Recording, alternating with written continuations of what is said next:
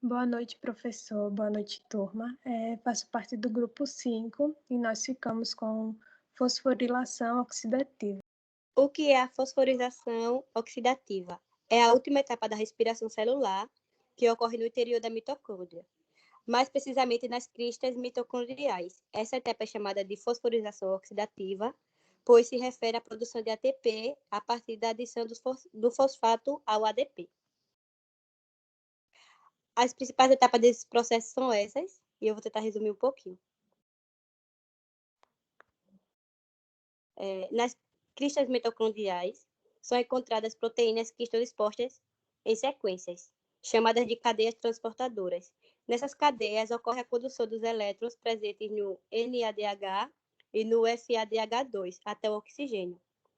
Os elétrons, ao passarem pela cadeia respiratória, perdem energia e, no final, combinam-se com o gás oxigênio, formando a água na reação final. Apesar de participar apenas no final da cadeia, a falta de oxigênio gera um interrompimento do processo. A energia liberada através da cadeia respiratória faz com que os íons H concentrem-se no espaço entre as cristas mitocondriais, voltando à matriz. Para voltar ao interior da mitocôndria, é necessário passar por um complexo proteico chamado de síntese do ATP. Boa noite, eu vou falar sobre a cadeia de transporte de elétrons. A cadeia de transporte de elétrons contém 4 complexos, que vai do primeiro ao quarto, ordenado por ordem crescente do potencial de redox, indo do potencial padrão de NADH+, ou do NADH ao oxigênio ou à água. Os elétrons são transferidos do complexo 1 ou 2 para o complexo 3 pela ubiquinona e do complexo 3 para o 4 pelo citocromo C. Para chegar ao O2, o NADH e o FADH2 cedem elétrons, respectivamente, para o complexo 1 e para o complexo 2. A transferência exogônica de elétrons de nível redox do NADH para o de oxigênio envolve uma diferença de elétrons livres liberada que é a parte retirada do transporte de H+.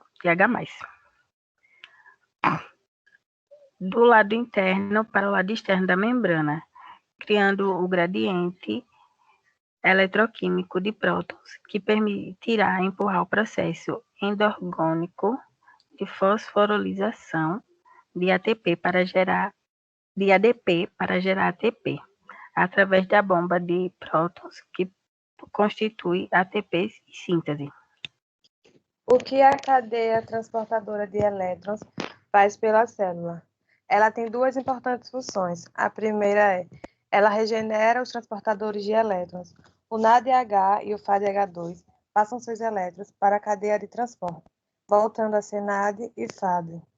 Isso é importante porque as formas oxidadas destes carreadores de elétrons são usadas na glicólise e no ciclo de ácido cítrico. Portanto, precisam estar disponíveis para que esses processos funcionem. E segundo, ela produz um gradiente de prótons. A cadeia de transporte produz um gradiente de prótons na membrana mitocondrial interna, com uma concentração maior de hidrogênio no espaço intermembranar e uma concentração menor na matriz. Esse gradiente representa uma forma armazenada de energia e pode ser usado para produzir ATP. Boa noite, eu vou falar sobre a quimiosmose. A quimiosmose é um movimento de íons através de uma membrana seletivamente permeável de seu gradiente eletroquímico. Ela se relaciona-se com a geração de ATP pelo movimento de íons hidrogênio através da membrana durante a respiração celular. Boa noite, professor. Boa noite, turma. Sou da equipe 5. Vou falar de rendimento de ATP. Quantos ATPs por glicose são produzidos na respiração celular? Se você pesquisar em diferentes livros ou perguntar a diferentes professores, provavelmente vai obter resposta ligeiramente diferente. No entanto, a maioria das fontes atuais estimam que o rendimento máximo de ATP por molécula de glicose seja cerca de 30 a 32 ATPs. Este número é menor que o da estimativa anterior, porque considera a energia necessária para transportar ADP para dentro e ATP para fora da mitocôndria. De onde vem o valor de 30 a 32 ATPs? 2 ATPs são produzidos na glicose e mais 2 ATPs, ou seja, ou seu equivalente energético AGT, são produzidos no ciclo de ácido cítrico. Além desse 4, os ATPs restantes vêm de toda fosforilação oxidativa, com base em vários trabalhos experimentais. Parece que 4 íons devem fluir de volta para a matriz através da ATPs síntese, para fornecer energia para a síntese de uma molécula de ATP. Quando os elétrons do NADH se movem pela cadeia de transporte, cerca de 10 íons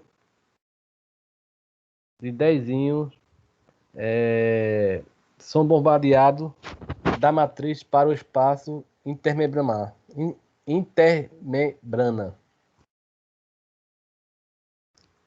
Então, cada NADH rende cerca de 2,5 ATPs. Os elétrons do FADH que entram na cadeia posteriormente impulsiona o bombeamento de apenas 6H, resultando na produção de cerca de 1,5 ATP. Com essas informações, podemos fazer um pequeno resumo de quebra de uma molécula de glicose. O rendimento do ATP do NADH produzido na glicose, isto se dá porque a glicose acontece no ioplazma e a NADH é capaz de atravessar a membrana mitocondrial interna para entregar seus elétrons ao complexo.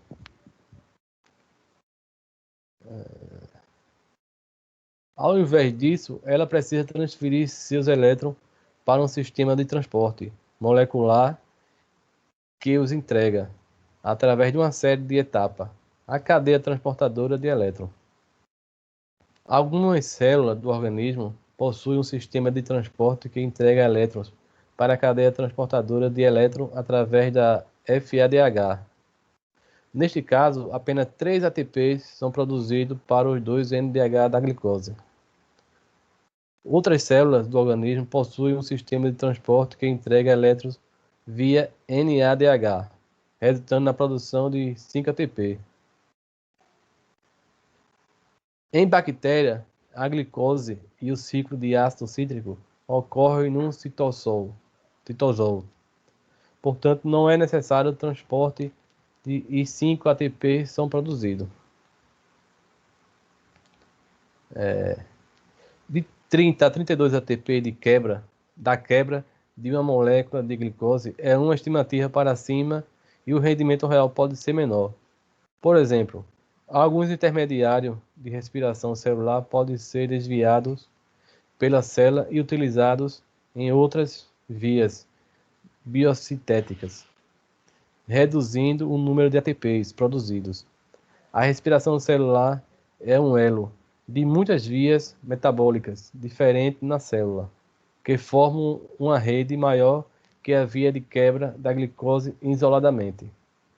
Pronto, pessoal. Aqui nós encerramos nossa apresentação do grupo 5. Muito obrigado pela atenção. Boa noite a todos.